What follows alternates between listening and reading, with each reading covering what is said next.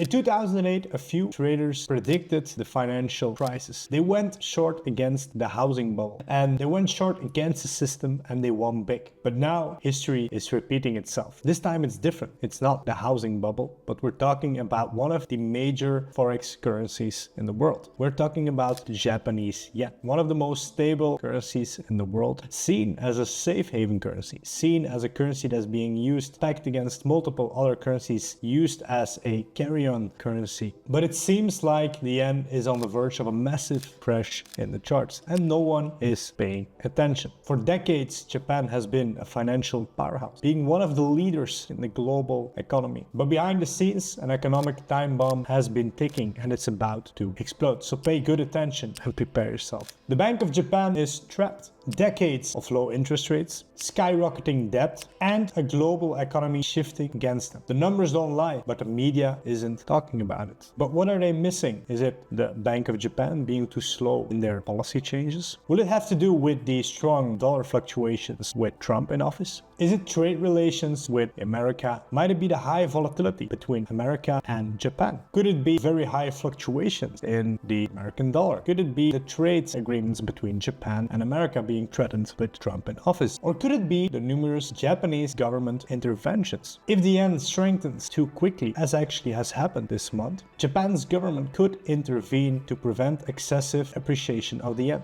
which makes it a ticking time bomb, waiting for the Bank of Japan's policy rates or just waiting for some out of nowhere Japanese interventions happening randomly in the markets and shocking the market like a ticking time bomb. But as always, I might be wrong because the Bank of Japan does what the Bank of Japan does. And they might raise their interest rates and strengthen the yen. But hey, I'm not here to be right. I'm here to give you what's happening right now. What if I told you you could profit from this potential collapse of the yen? A short trade so big, it could be written about in the history of greatest trades. You heard it right. This is the big short on the yen. In a couple of minutes, I'm going to explain to you how exactly this short on the yen could potentially be one of the most explosive trades you take this year. I know most of you guys are technical traders, and if you love trading as much as I do, you're gonna love the next part, the next 15, 20, 30 minutes of this video that I still have to record, where we will dive in the itty bitty, the small things, the trenches, all the details that the yen are giving us, explaining us why the bearish scenario, why this big short is most likely to happen. So stay with me and let's dive into the charts. Let's dive into the technicals of this short ID on the Japanese yen. Let's first talk about the fundamentals a bit. We know this is going to be a technical video, of course, but the things that I mentioned before in the little intro, Bank of Japan rates, which are going to be the most crucial part about this video, of course, which you should pay attention if you want to trade this.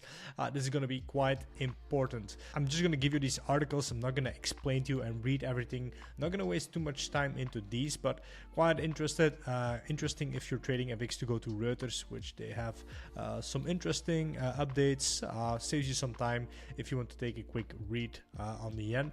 The most important one is of course this, which also is important in my bias, that the Bank of Japan wants to increase their rates to 0.75%, and it's most likely going to happen in Q3. So knowing that this is already out there, this information is quite important. So people are not going to be that bullish in this point in time, especially if we know that the next meeting policy rate is going to be the 19th of March. People might be bullish in anticipation of this rate, but in my opinion, it's going to be not that bullish because they eventually will not increase it again, since they just increased it in January, the first month of the year. They already increased it to the highest point it's ever been. And also every time it was increased, look at last time, it has been 0.10 for a long time. So that was a quite interesting thing that kept the yen quite bearish for a long time. If you look on the weekly, that's the reason the yen has been bearish for a long time. Then we had these small increase last year, where the yen suddenly had some bullish spikes, but then again it didn't change that much. And again we have this little increase right now. So in my opinion, this is this little increase and it doesn't mean that much to me to begin with. If you're going to trade this and if you're going to use this, because I'm not saying you have to trade this, but if you're going to use this information, it's quite important to note this date in your agenda. Very crucial day for the yen, the 19th of March, where there's going to be a lot of volatility. Usually it's going to happen at night, so be aware this happens around 2-3 a.m. in night time. So in the morning of Wednesday, you'll probably see what happened with that. Also have a FOMC that day, press conference, so there's going to be volatility as well on the dollar. For the time being, let's talk about what we expect the yen to do exactly running up until then and even afterwards. If we look at the weekly on the yen, I already prepared some stuff for you guys. There's a couple of things that I want you to know that are important to me when trading this yen. We also want to start with a higher time frame bias. Quite important stuff that is happening. Actually, this can be drawn all the way to the right. We start from the left, and for me, we created a range in the market, this bearish range. If you look, we had a couple of bearish ranges, and actually it's not that different from last time. If you look at the bearish range here, if you would take this box and put it right here, let's say like this, and we had this bullish range all the way from here to here. You can see last time, this is a little detail, but I think in trading, if you're trading FX, details are important. You can see that we were respecting a fair value gap just above the equilibrium of that range. Quite interesting stuff, if you ask me, because what is happening, we had this bullish injection right here happening to the end. We came back to the upside. It looked like we were bullish. Let me actually show you this picture at this point. The yen looked quite bullish, and a lot of people were bullish. We're bullish, order block, stuff like that. And what happened, and let me actually screenshot this for you guys. It kind of looks the same. Well, you can look at it like this, but it's easy to say that we're doing the same bullish move. We have the same bearish reaction, still being bullish. And again, we are still in an area where we can expect a lot of volatility. When it looks that we're bullish, we actually are building up liquidity. Of course, that's my narrative, could be wrong. Also depending on the rates, what will happen. Imagine if they magically increase the rates to 0.75 on the 19th of March. Well, forget about the short. It's going to be long all the way to this high. Betting on that it's not going to happen, and we can already see that in the technicals. We can see that we're trading above this high here to the left. We had a liquidity grab over here. If we are bullish, could be a target in the market. So this could be a draw on liquidity, which we can target. But again, also it took out some liquidity, or it induced some liquidity. It's not that it's giving any follow through for the moment. So to me, this could be an inducement, and we could still take out this draw on liquidity. So the bullish scenario could happen. We have some bullish order flow, but that's the only thing that's happening right now. To me, what is more important, if we look at these ranges, so this range right here that we had, and then we have this bigger range. In both scenarios, we came back to the equilibrium of that range, and here we are exactly at this range. This is the EQ, and we are trading above that EQ, and we can see that markets are respecting that. Sellers are coming in just above that EQ.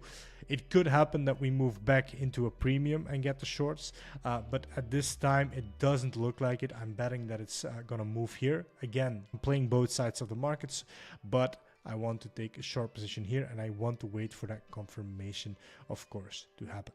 Now, if we look more closely on the weekly, of course, we can see this bearish gap here being held. A lot of sellers coming into the market, and we are coming back very correctively. So this line here, quite an interesting one. It's going to be stronger on the daily. We can see if we move to the upside that we still have a gap here at the bottom, which is obviously the point where most people most likely want to buy the market. So in my prediction on the weekly, if you would know that somehow in Q3 we would get a rate hike again, it would make sense for price now to trade all the way back to a discounted area, and people loading up, taking all this liquidity that is being built up here, all these people already longing because the news is out there, and then finally we make it to a very discounted area in price, where we then finally can trade in the end of the year, Q3, Q2, when we can trade to to these strong liquidities and even higher. So there is a bullish scenario if we hold this gap, of course, but that's all in the near future. But it makes sense for us to evaluate price lower, get back into this gap and get a bullish evaluation again. Before we have that, quite important stuff. We created a small order block right here that's being respected, which could hold price. Price is in a predicament right now. We can see that we had a small gap right here and price is actually fighting. If we look, the closes of the bodies are just above, but to me it's clearly holding that level on the yen. So it's quite an interesting one. The yen is fighting. Obviously there is a region where we want to sell and we have this little high here, this bullish candle that could still be taken out. So to me this could be a drawn liquidity, but for me this is the real drawn liquidity. Do we still take it out? It's a possibility, but it might not even happen anymore.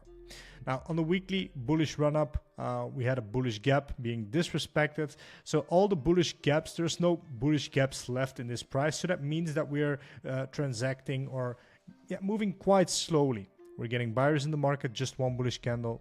We're building up a lot of orders here to the upside, building up liquidity. And to me, this liquidity here is going to be a stronger magnet than this liquidity right here. But in order to move to the upside, we might still see a little bullish push to the upside to go and grab this liquidity. So on the weekly, we're quite clear. We still have this bullish doji. But again, this is going to be an interesting week, 1st of March. If we get a bearish candle right here, it could be that we have this 3 candlestick formation. And it's going to be the confirmation that this short is happening. So I'm giving this video very premature to you because a lot of stuff still needs to happen and we're not very confirmed yet. But I think once it's going to happen, it's going to be too late and this video is going to not be useful anymore. And it's talking in hindsight. So I want to do this because I'm already seeing this right now and it might happen in the chart. Looking at this, you could call this trend line liquidity that is building up here. A lot of people, a lot of big funds are already betting on this stronger yen this year. So to me, there's still a lot of build up. So this is a very strong thing, a lot of liquidity being generated to the upside. And also if you look at ranges on the weekly, this equilibrium that we have right here is an area where we can see the price usually sells off. Same here, we have the equilibrium. Price on the yen does usually not go back into a premium. It happens if it does, it happens very quickly. It happens on an intervention. So if you look on lower time frames on the yens, probably these high wicks, these happen on intervention days where we get a real big spike, but there's again a big sell-off. So these, if we look at these smaller ranges, usually it happens, but again, it's also, if you look at the smaller ranges on the yen, it's usually equilibrium that gets respected. So if you look at this small impulse range right here, look at this. So we have this small range. If we look at this range from this high to this low, we can see again that this gap in the EQ is being respected, and we just small push to the upside in premium and we move back to the downside. So that's usually the story with the yen. So on bigger ranges, this is an area where also a lot of people want to go short. Look, if you're an investor, if you're a big fund, would you really want to be looking for a long right here where there is a lot of potential selling going on? No, you would be wanting to buy here in this area and buy the yen up to the upside. So again, there's not a lot of buy pressure. You can see that as well with this doji happening on the weekly, but then again, we could still see some buy pressure, still some people betting that we make this move, but to me, we're not getting that bullish momentum. A lot of things are happening on the lower time frames, so let's move one time frame lower and talk about what's happening over there. But for now, we're moving bullish, but still here we have this little gap being respected, and if that holds this week, it's going to be quite interesting to see what happens to the yen the coming weeks. Let's have a look on the daily chart. Not too much impressive stuff, but zoom in on what was happening in this liquidity part. And again, if we take this range, if we have this low right here, if we have this high right here, we have our range right here, and we are quite high in a range, which is interesting because a lot of people will have an incentive. The higher we are in a premium, a lot of people are going to be finding incentive to sell the markets again. Looking at this impulse again, if we take this, so we have this bigger bullish range where it makes sense that there's not a lot of buyers. The buy action is usually going to happen here at the bottom under all this liquidity. Here is where we can find discount in price and where people tend to buy again. Now we want to see confirmation for in pressure to the downside. What we also had again and again, we had this little range to the downside. So this range to the downside, this bearish impulse, if you look at that range, basically, we can also see that we have a premium in a bigger, higher time frame array premium. So quite interesting that we have this high and low internally playing, and in that we have this little premium array as well, which is very, very interesting because usually the yen doesn't stick around in premium arrays for a long time. So we are trading in this premium array. Not so easy to find an array. We don't have any bullish gaps to the upside, so it means that we could look for this liquidity to the downside. We had bullish order flow. I'm not going to dive too deep into that one. This gap being disrespected, moving to the upside. We had some order blocks being respected right here. We had a sweep happening here. Very bearish pressure. We had an inducement of this high, creating this first sell-off. So here was the intent. There's already some intent for a lot of people who went long here. They already hedged or deloaded some of their positions. And now we are in some crucial times because we're trading above all these highs, seeing this as liquidity, and we're trading above this. This could be a bigger time frame distribution happening. So quite interesting seeing that this gap is being respected, but we need some more to really get into this bearish move, of course. Sweep those bullish candles, creating a very strong high. So to me, this is the beginning of a quite strong high here. Whenever we sweep liquidity and we have a counter trend array, a very important one as well, because we had a strong move happening here. It's quite important to note that if we sweep liquidity on these arrays from the past, they're gonna potentially have a stronger move. Also, if we look at price, doesn't this look like very stupid price? A lot of slow build up on the lower time frames. We could even draw this line all the way to here. Look at how this is all being liquidity. A lot of load up, build up, very slow price action, no impulsive moves. So very strong indication that we might still take out all this liquidity. So we have no bearish market yet because we're still moving bullish. That's why I'm telling you that, of course, you want to trade shorts whenever the market changes direction on the daily. It's going to be a bit more stronger, obviously, if we change direction. But for now, we didn't. And I'm just giving this video very prematurely because it might not happen at all. But again, I have a strong feeling that we might see a big short happening on the M basket, so we might take some interesting longs the couple of weeks following this video. Also, we have a lot of price action to fill in some gaps here. Nothing too special because I think we even might, if we actually see this move to the downside, it's going to be very interesting to see where price might actually drop and if we potentially don't even go lower. If the scenario happens, if the bomb goes off, let's say, then we might see a big drop to the downside. And to me, this this little play here, this liquidity that's being built up of all these players building their liquidity, to me that's just very interesting to look at something on the higher time frames as well. So this could be an interesting target here, the 6106, very interesting level to target in the long term. But again, you can see we are fighting, we're trying to be bearish. It's not giving any follow through yet, but I'm giving you what I see at the moment already. So if we have this trading in a premium, this little stupid fair value gap, respecting price, we're creating a strong high where we have all this accumulation happening, being traded out. We already had this big bullish run, so there is also reason for a big relief for people who are in this position to hedge here or to take a short or to even take profits on their position, getting a larger drop to the downside and even scaling back in at this lower point. That's my vision on the daily. So if we move to the 4 hour, here is where we actually can see all this happening, where it's still quite premature, but we can also see that we had this big impulse to the upside where we respected bullish order flow. Bullish order flow, bullish order flow, bullish order flow, bullish order flow, bullish order flow. And then suddenly, for the first time, what happened? We were creating some liquidity built up. We had one bullish candle to the upside. Very important to note. We had one bullish candle trading above the liquidity. And immediately, what happens? We gap that candle. So that's a very interesting indication that we are failing to make highs. We're creating a strong high here. It might still be taken out, but then to me, it's an indication that we want to make a reversal. We still had some liquidity here that could be taken out. This gap could still be filled up.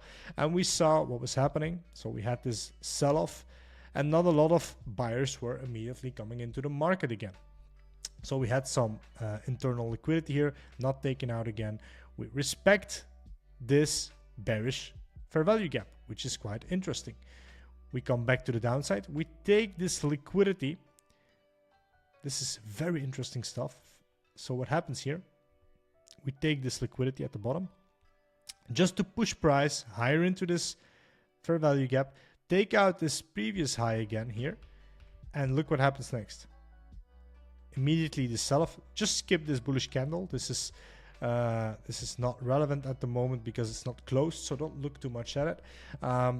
What is happening? We had this liquidity sweep, bearish order block being respected, and we had this strong impulse. Now, this is basically the last defense for a bullish yen. This gap, this liquidity that we have here is the last bullish reason we can have for a bullish yen. And as you can see, with the candle that we are forming right now, you can see that a lot of people are actually buying here, buying the yen.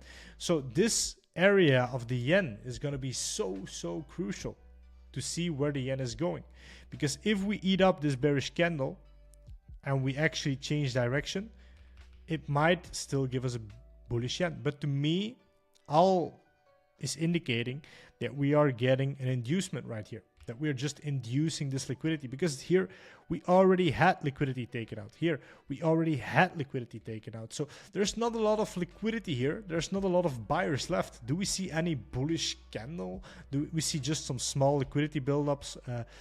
This was the only one that was quite bullish still.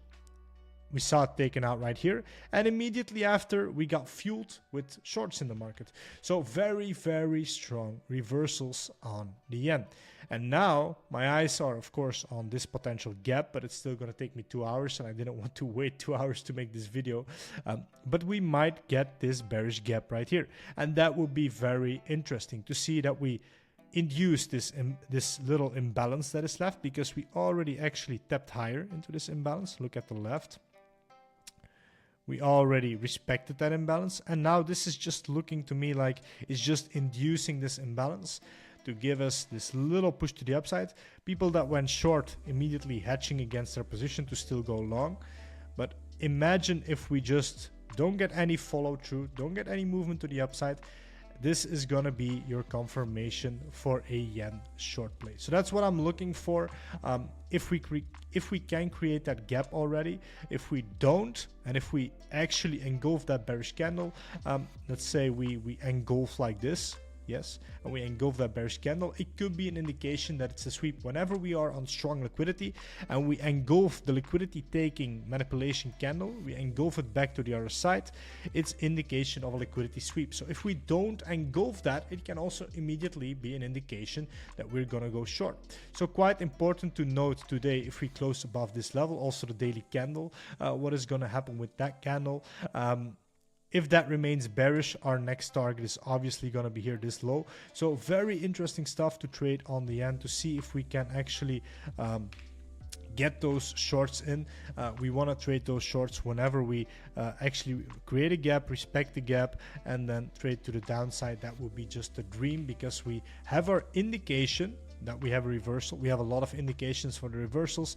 We have a first confirmation, but this is just a small one. If we could have this, or just respecting this is going to be the real confirmation of the yen short happening, and then we can just start attacking all these lows, this liquidity trend line that we have built. We could target the beginning of that trend line, and even in the long term we could target the bigger trend line, this big beauty right here, and then we could target all the way to the downside again, taking out all these buyers from the past couple weeks, months actually, and this all the way in the end. Of course, these are predictions, but let's see what the markets give us this week. And I want to give you my vision, what is happening, that the odds are more favored short, unless 19th of March we get a magical increase already in the rate, which would of course blast it through the roof potentially. And then again, you don't know how they react to it, but this is what we're waiting for. And if we get that, there's obviously a lot of yen pairs where you can look for long positions. Strongest one in my belief at the moment is the pound against the yen, which the pound has been strong for a couple of weeks now. So if you want to take a long position on this big short on the yen, obviously I think it's interesting to look at GBP JPY. It's already confirmed on GBP JPY. I'm not going to explain too much technicals, but you can see that this gap is already being formed. Well, it's still 2 hours, but this is going to be a massive trade on the pound against the yen, where you can see this trend line where it's actually trying to cross, where we can see that we can eat that trend line and even all the way to this high. So very, very interesting to see that we can take out all of that price action, all these trades. And if you're not sure about it, just look at your external plays. Just look at external liquidity. Look at this point. Look what happened. Look at this range. This is a bullish range. Let me actually do it like this. We had a bullish range right here. So in this range, we have liquidity externally above the range high and underneath the range low. What is the liquidity that has been taken here? Range low. Liquidity has been taken, made a strong low, actually created a strong reversal. So this is confirmed. External liquidity taken out. What hasn't been taken out? This external liquidity. So what could be a target on the pound against the yen? Well, obviously here, the external liquidity at this point. And we're confirming that we want to move to the upside, that we're getting bullish order flow. This is being efficient. This is creating accumulation.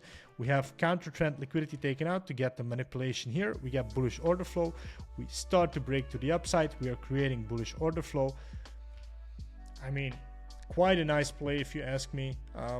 Of course, use this information to your advantage. There's a lot of stuff here that I didn't talk about, but I just wanted to share a lot of value with you guys, how I look at the charts, what I wanted to trade. And I haven't been that active, to be honest, focused on my own trading as well.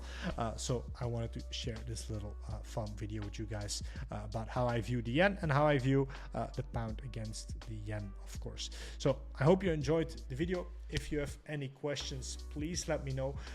Let me know in the comments if you appreciate me taking my time to share a lot of value with you, because actually I put a lot of time in creating this for you. It was a lot of fun, so I hope you enjoyed it. And if there's anything else that you want to see, let me know in the future in the comments. And as always, thank you for watching. Give me a like, share this video, give me a comment what you think about the video, and I'll see you in the next ones. Peace.